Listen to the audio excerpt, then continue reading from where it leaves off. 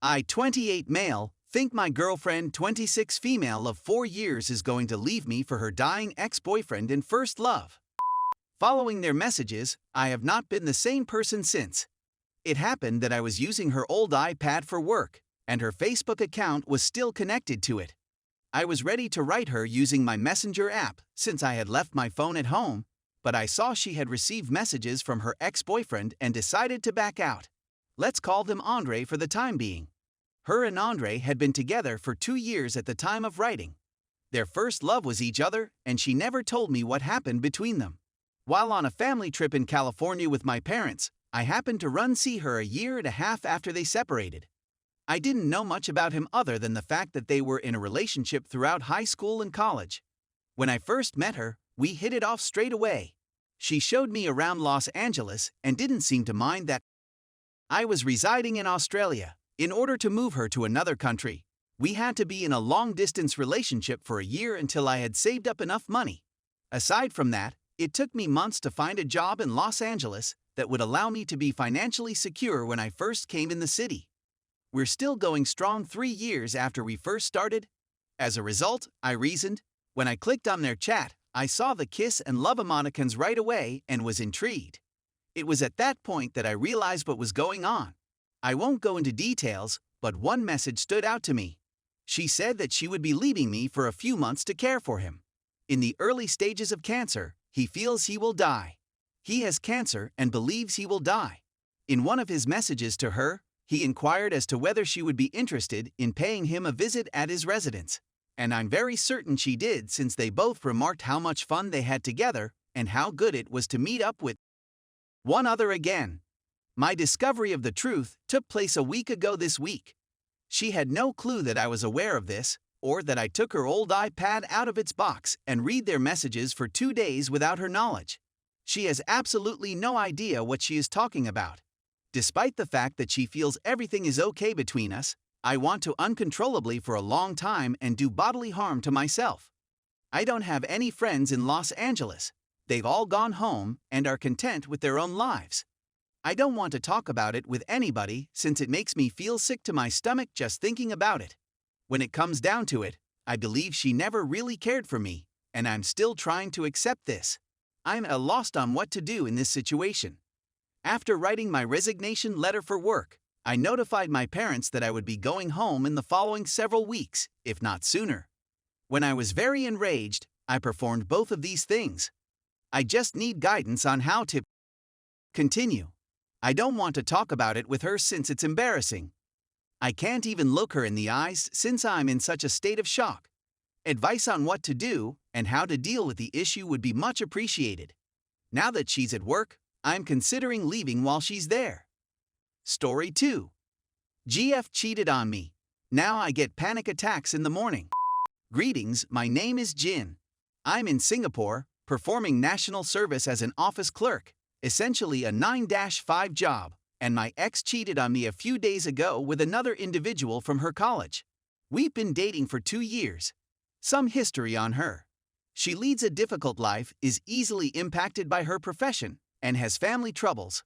I won't go into depth since she prefers to keep it secret. It all began last week when she said that she needed 2-3 days to reflect on herself, her career, and her future, which included our relationship. I respected that. I urged her to take care of herself, and that if she needed anything she could always rely on me, her friends, or family for emotional support. I texted her after 2 days. Hey, do you want to discuss right now or do you need more time? No, I need more time to consider, she says. Speak to me next week. I was feeling lonely and alone, so I told her how I felt. I said that I felt left in the dark and that I was becoming nervous, and that it would be wonderful if she simply told me what was upsetting her. She responds that she wants to move on from our relationship and that she needs time to decide if she still wanted to be with me. I was surprised since I assumed she wanted time to consider how we might better manage our time together. I was enraged and said, "And what if I don't have a say in it? You get a week to think about it, while I get nothing." Then she defended herself, claiming that it was her feelings, not mine, and that she doesn't want to deal with mine, which doesn't even involve me. Then I told her that wasn't the issue. The issue was that she didn't inform me from the start and didn't bother to sort things out with me. I was furious and knew I was ready to scream some vulgarities at her, so I told her, okay, she can collect her thoughts, I'll get mine, and we'll meet up in a week to either cut it up or reconnect. I was depressed for a few days because I assumed she had met another person, and some of my friends agreed, but others advised me not to listen since none of my friends were really close to her. They told me she probably didn't, so I gave her the benefit of the doubt, but I also mentally prepared myself in case she cheated on me. I was okay after the first few days, and I was back to usual. 5 days pass, and she messages me asking if she can see me a day early. I said yes. Then I asked how she was. She said she's well. Then a few hours passed, and she asked how I was. I replied I was fine, just doing things I like. She responds that she hasn't been fine, so I inquire, oh, what's wrong? That's when she confessed to having cheated on me. I was psychologically prepared for it. So I wasn't upset, just disappointed.